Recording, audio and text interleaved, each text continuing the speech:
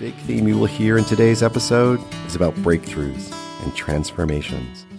Like, I wasn't a mean green activist or anything like that. I was in business, for goodness sakes. I was in shopping center construction and building and paving over the land. Yet he literally paved paradise and put in a parking lot. He was that guy. Marshall Saunders hailed from a conservative family of entrepreneurs in Texas. I pulled myself away from other people to be separate, and I summed it up as separate and superior. That was my way of going through life. I was essentially afraid of people. It starts with fear and separateness, but it can proceed to, even to hatred.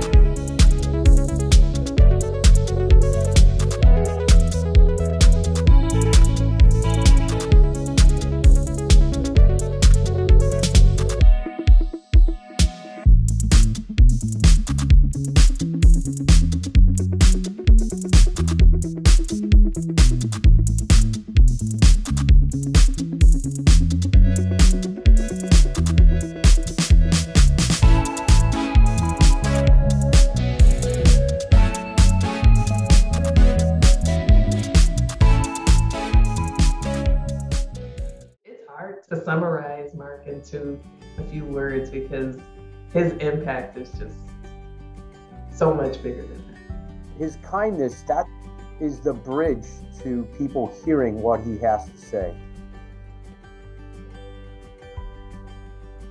Being executive director for him wasn't just a job. I think it was a calling. What I think made him a really great executive director is he has a way of making whoever he's talking to feel like they're the most important person. He has like this unbridled belief in the best that each of us have to offer and the expectation that each of us will give nothing less than our best.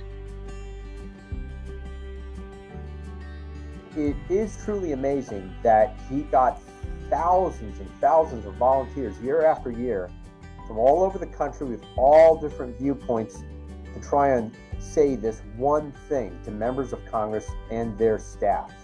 I think that his style involves helping people discover where they should be putting their time and talent. He hired awesome people, and then he got out of the way and let them do their jobs. Marshall said about Mark that his leadership style was like a great jazz band leader who gets the right group of people together and then just lets them jam. He recognized Madeline Parra's talent, but not just Madeline, really all of the senior level CCL staff. And I think that that staff carry Marshall's and Mark's legacy really close to their heart. He leads with his heart, and there's just so much to be learned from that. He leaves his position as executive director with a really firm foundation for us to build on. I cannot wait to welcome him with open arms to board service here. He will be a CCL volunteer for as long as it takes to get bold climate legislation passed in DC, as well as around the world. And then I expect he'll work on the next solution and the next solution, because I know that Mark's in this for the long haul because he's committed to a livable world. And I just wanted to say, I love you, Mark.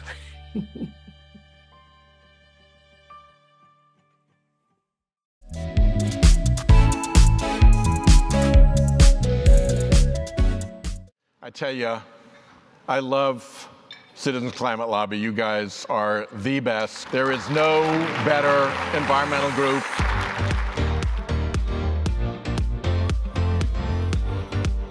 No group in the environmental community has been more determined to get after things like carbon pricing that will get the emissions down.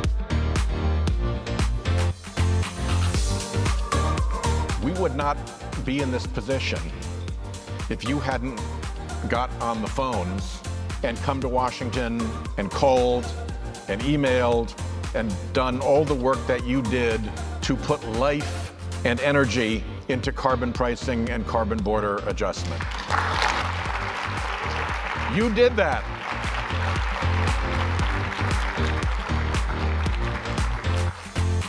Go out, work hard, keep pushing. We are not there yet, but it is within reach. And the reason it is within reach is because of work you have already done. So thank you, thank you, thank you.